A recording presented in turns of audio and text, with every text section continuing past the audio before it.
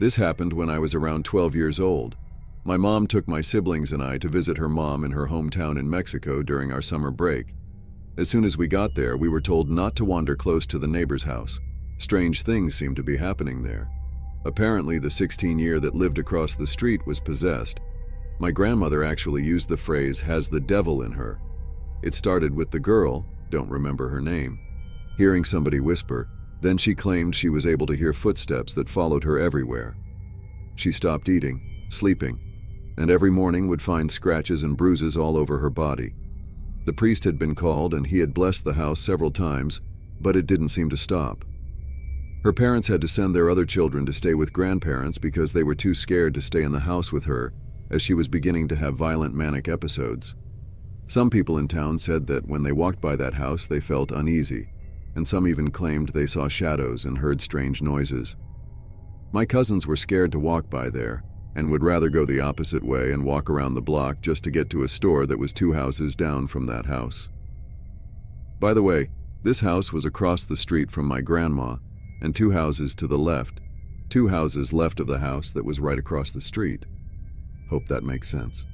I'm not going to lie, I was scared too, but I also had this morbid curiosity. Every time we had to leave my grandma's house, I looked that way and stared. Don't really know what I was hoping to see. One morning, I woke to the grown-ups talking about what had happened across the street during the night. Apparently, a big stain appeared overnight in one of the walls.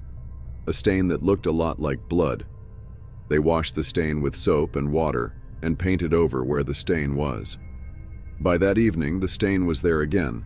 They went to get the priest and once again cleaned the stain and prayed while the priest blessed the house and threw holy water at the wall. By morning, the stain was back. The word around town spread and people had gathered and formed prayer groups. It seemed they were praying non-stop. One group of people would leave and others would show up, all carrying rosary beads. My cousins, siblings, and I were under strict orders not to get close to that house. My grandma thought we might also get possessed or something might follow us home. Of course, us being kids, we decided we wanted to go and look at this blood stain on the wall. So off we went, hiding behind other people so our grandma and mothers wouldn't see us. There was a lot of people and not everyone fit inside the house, or they were afraid to go in. There was a lot of people just outside the entrance. As we got closer, we heard a girl yelling as if in pain. We also heard growling, but I'm not sure if the girl was also making these noises.